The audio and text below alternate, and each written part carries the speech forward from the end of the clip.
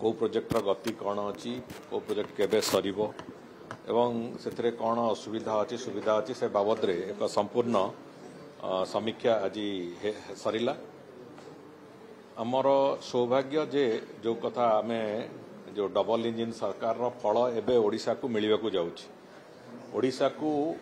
गोटे वर्ष भितर ओडिशा नेशनल हाईवे सेक्टर रे 1200-1300 कोटी टंका मात्र एक्सपेंडिचर करुथिले आगुरु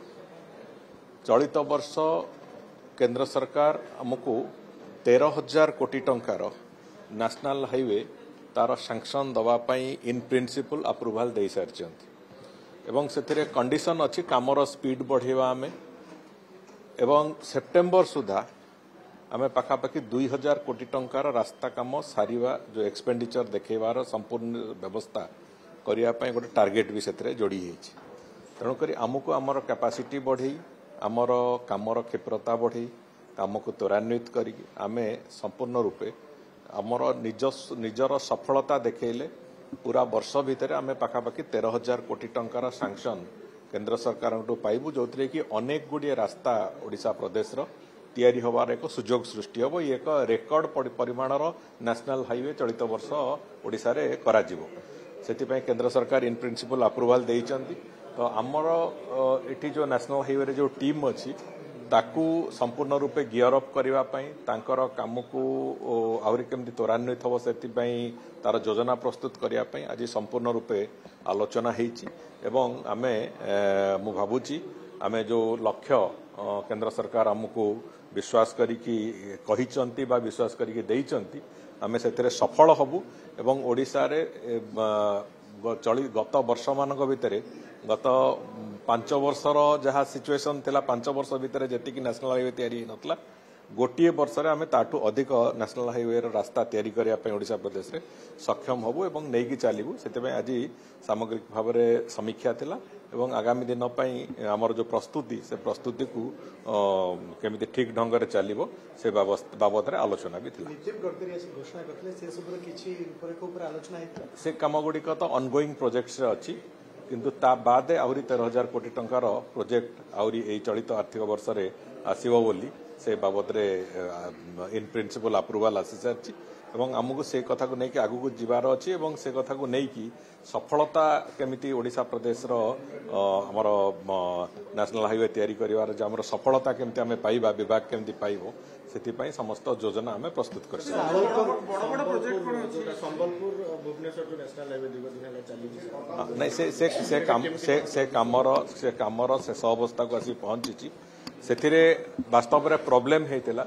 जो एजेंसी से आरंभ करथिला काम से एजेंसी रा निजस्व आर्थिक दुर्बलता कारण एवं से कंपनी एनसीएलटी को जीवा कारण वास्तव में से काम आज संबलपुर एवं कटक मझे जो कम्युनिकेशन डिस्टर्बांस से कारण होता एवं मते तो स्पष्टता एथरे अच्छी जे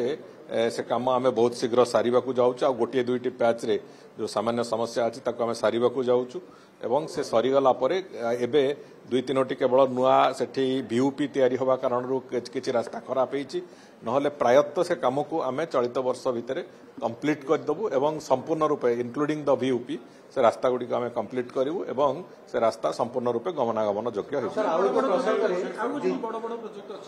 बहुत गुडी नुआ प्रोजेक्ट निया जाईछि बहुत गुड़िए नुआ प्रोजेक्ट निया जाइछि एवं जो थे कि आमे भी जो भली भाव में रास्ता आमर 2036-2047 मसीहा को आख्यागर रखी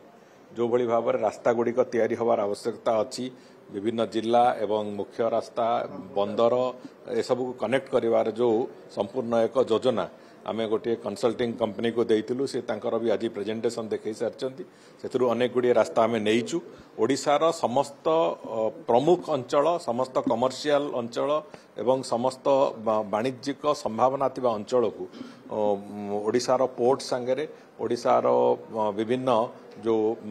रप्तानी भित्तिक जगह गुड़िक सांगरे संपूर्ण केमिति जोड़ी होबो से दृष्टिकोण को आखि अगर रास्ता योजना होइछि एवं आमे ताकू आगु को नेइकी आमे चालीचु एवं आमे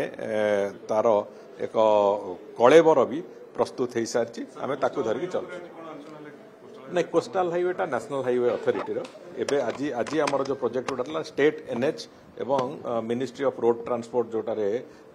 तांकर सैंक्शन थाए एवं स्टेट जो गुडा स्टेट पीडब्ल्यूडी जो तार रास्ता गुड़िक तैयारी करे स्टेट एनएच रो प्रोजेक्ट गुड़िक आज थिला सर आउ एक प्रसंग रे दीघारे दीदी मानुनादी परमानेंट भी करछन्ती कोन कार्यानुष्ठान नियजिबा आइनगत से बाबद रे तो मुख्यमंत्री तांको अनुरोध पत्र देइथिले जदि तांको शिष्टाचार थांता से कथा से करि नतांते एबे वर्तमान जहा करा जिबा कथा ता बाबद रे हमें चिंता करूछु ताको आईनगत दृष्टि रे कोन करा जिवो से बाबद रे भी तर्जमा चली जे एवं बहुत शीघ्र किछि ना किछि तो पदक्षेप निश्चित भाव निया जिवो।